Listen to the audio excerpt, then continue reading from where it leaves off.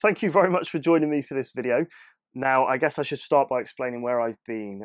For those who are new to the channel, I normally produce a video once a week, but it's probably been about 3 weeks since my last video. For those of you that don't know, my wife and I have recently welcomed our beautiful baby daughter to the world. We are absolutely over the moon. That does use up a bit of time though. And also with work, things are very busy at the moment. I'm working away from home quite often, and as a result, it's using up a lot of time. Anyway, look, enough of the excuses. Apologies that it's been 3 weeks since my last video. I will try to continue to put them out weekly, and thank you for bearing with me.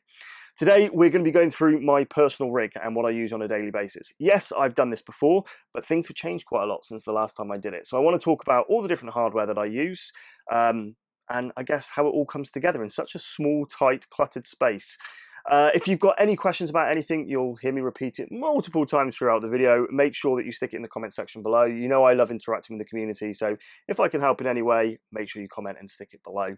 I guess other than that, if you want to support the channel in any way, there are going to be some links to some of the products that you see. They are paid Amazon links, so if you're planning to get any of this stuff, you can support the channel by using one of our links. We get a bit of a kickback and it supports future videos. Beyond that, you can also head on over to thatrandomgeekyguy.com and pick up one of our Stealth Traces t-shirts, another great way to support us. And then I guess the final way, if you want to support us for free, make sure you smash that subscribe button, hit the bell to be notified for future videos. All of these things massively help. Other than that, guys, let's get into the video. So here we go with a tour of my system, kind of mid-2021. A lot of things have changed kind of over the last 6 months, and I kind of wanted to just do this kind of close-up tour of the system that I use on a daily basis. I guess before I get started, I kind of know how lucky I am to have some of the hardware I have, so be under no illusion. I know full well, like I said, just how lucky I am. But let's get into it and talk about some of the stuff that I use. So we'll start over here on the left-hand side. So you'll notice that I've got an Elgato Stream Deck. Now, this isn't because I really stream all that much. I actually use it for other functionality. So things like controlling stuff in games. If I'm running a server, so for example, I play Rust, and I'm an admin of a server. In the Rust icon, I've got multiple different commands to use on the server, and it's just kind of quite useful rather than having to type them. I can mute my mic in the bottom left on Discord, launch games, so on and so forth. So that's kind of what I use the Stream Deck for. Would I have bought one? Let me explain the circumstances why I have one. So I managed to get one from a close friend who wasn't using it at quite a reasonable price. So for me, it was kind of a no-brainer. Would I still get one given the fact I don't stream? To be honest with you, probably yes. It's quite useful. And actually, if you catch one of these on offer, they're not that ridiculously priced. So that works for me. This is kind of the medium size one. They do a larger version. They do a smaller version. Perhaps if you were just using it for the functionality I am and you were paying retail for it, the smaller version might be perfectly fine. But anyway, look, that's the Elgato Stream Deck. I must say, with any of the equipment that I'm going through today, if you've got any questions, stick it in the comment section below. I'll be more than happy to answer to the best of my ability. You have got a couple of cables here under the monitor. I understand that my cable management isn't perfect, but it is managed, if that makes any sense whatsoever. That's pretty much the majority of the cables that you're going to see. Anyway, let's talk about that monitor. So this is an Acer Nitro. It's a 27-inch monitor. So something you're going to notice as we go through this tour, I'm exceptionally limited on space. For those who've seen my prior tour of the whole room, which was done kind of late last year, I think, before a lot of these upgrades, this desk still existed, but we're kind of tucked away in a corner, and it is really trying to utilize the space as much as possible. But I'll go on to that a little bit more but I'll go on to that with a little bit more detail shortly. Anyway, so like I said, this is the monitor. It's a 27-inch Acer Nitro. It's 144 Hz at 1440p. The color reproduction's pretty decent. I like the thin bezels. And I think overall it's a really good monitor. In an ideal world, I'd love to go for an ultra wide or a multi-monitor setup, but as I said previously, due to the space constraints, I'm kind of restricted to what you see here. But it's absolutely fit for purpose and works well. Sat on top of that, we've got a Logitech. It is a C902 webcam. It's actually got a little privacy shield thing on here at the moment. The reason for this, and the reason for this light panel just off to the side, is I also use my computer for work. And in this kind of hybrid working environment that we work in at the moment, given the whole pandemic status, having a decent webcam for things like Microsoft Teams or Zoom, along with that panel light, is actually quite useful. So yeah, that's kind of my streaming ability. If I ever did want to stream, that's what that would do. Going down underneath the monitor here, we have got my keyboard. So the keyboard I've actually had for quite a long time. So this keyboard is a Corsair K65 AlUX with the original Corsair logo set up on top. And it's got genuine Cherry MX red switches, so they're kind of linear. With my colour theme kind of set up on this as well. So you'll see a lot of blue and green as we go through this tour. For those who follow me for a long time, you'll know that that's kind of my colour theme, and it kind of works. And we got a little burst of kind of pinky purple whenever you hit a key here. And I say, linear, nice and quiet. It's 10 keyless, again, because of the limit of space. Having a full-size keyboard just would have been completely unrealistic. You've got a USB pass-through on the back here. That's actually where the Elgato is plugged into. I've got loads of little bits and pieces that plug in via USB, so having that pass-through is actually quite useful. A palm rest across this, and it's sat on top of this kind of large desk pad. I say large, again, we're restricted on space, so it's not huge. I think it's 800mm by 300mm, and it's a 4mm thick desk pad. The reason I've got it is that the design I quite like, and it kind of matches my custom wallpaper that I made.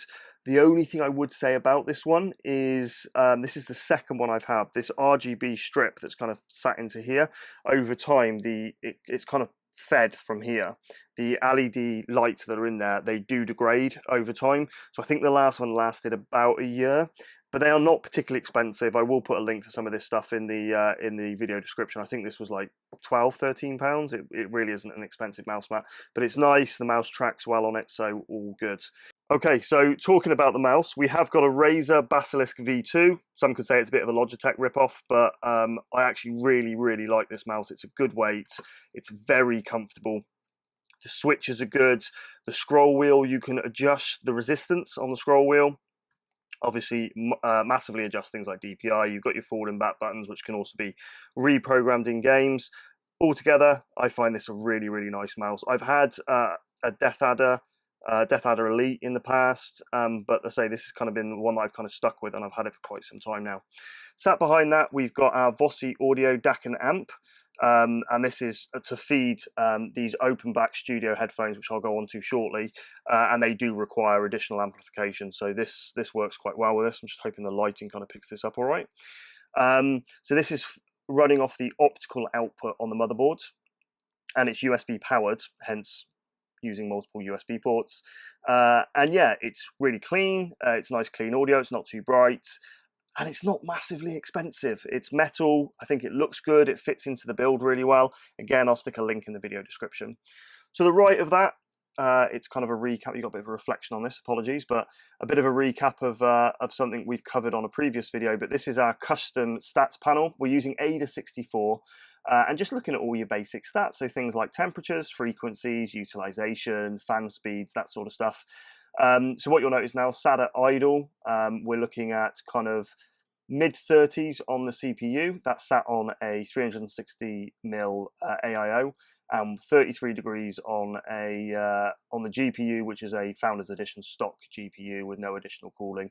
I will be honest, the side panel is off the case at the moment. That's purely because, and this is a tip, if you're going to be sending pictures or videos of your rig to anybody, take the side panel off, otherwise it's really difficult to see what's inside.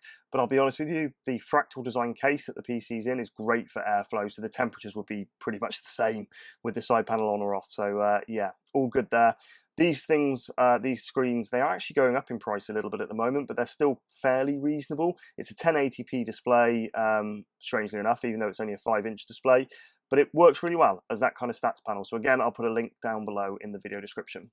Off to the right, like I said, we've got these open back studio headphones. So they're Bear Dynamics DT990 Pro, but they're 250 ohms, so they do require that extra drive from that DAC and amp.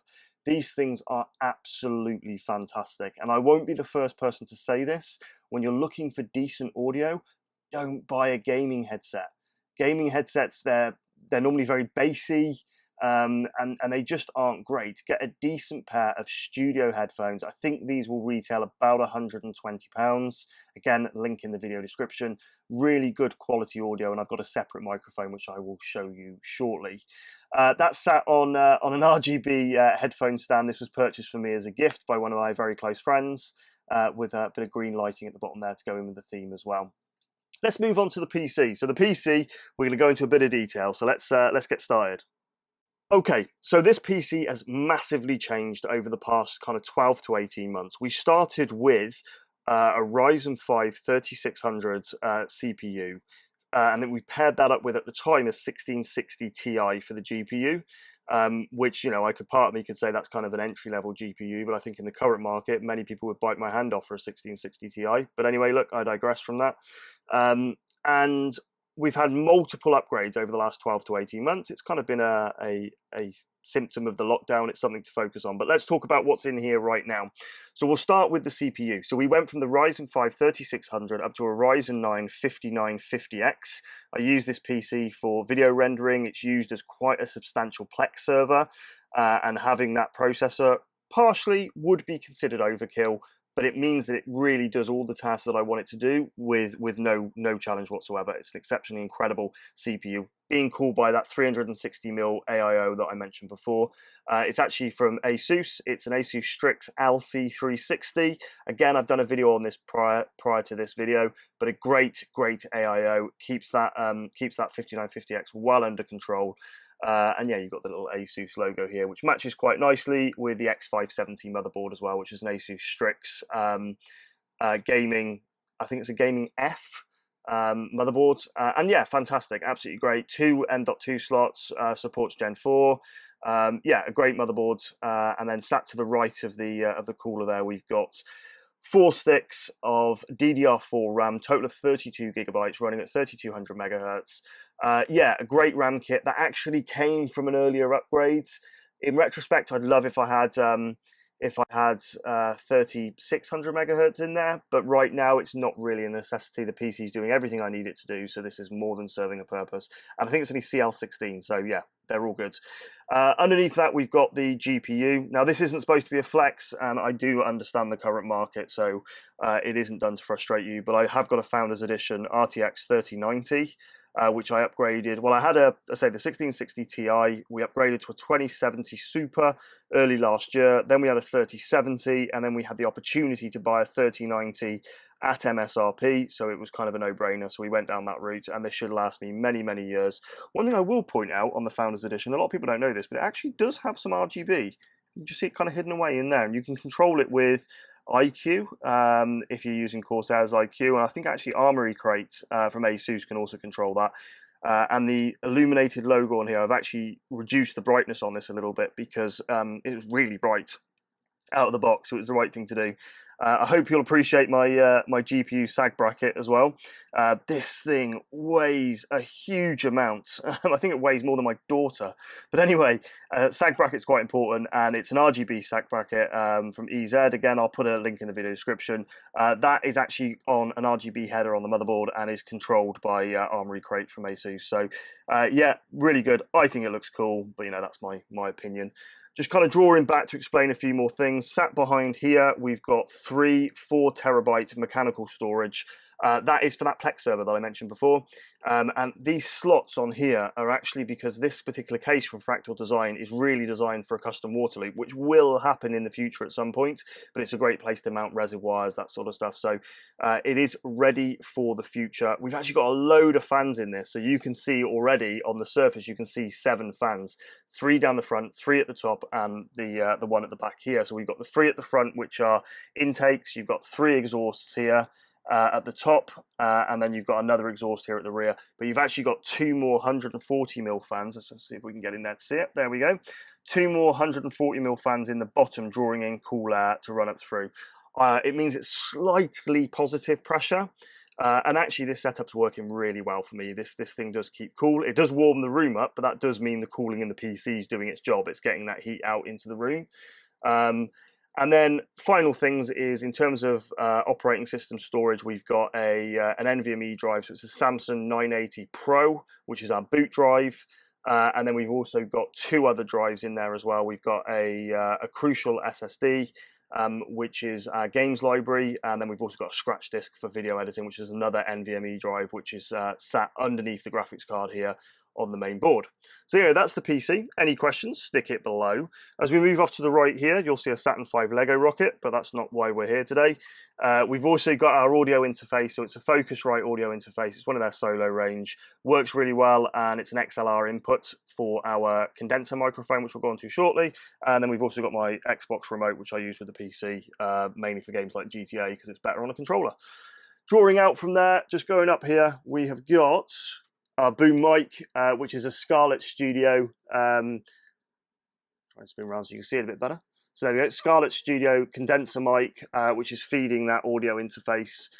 Fantastic, works really well, great audio. It's always impressive when I'm doing team meetings or something for work, and they're always like, "Your audio's so good." I was like, "Yeah, it's because I use." I'm not using the integrated microphone in the webcam. This is a bit more than that. But there we go. That's the microphone setup as well. And that's, to be honest with you, that's pretty much it. That's a general tour of the PC itself. The final thing I really want to shout out actually is the desk.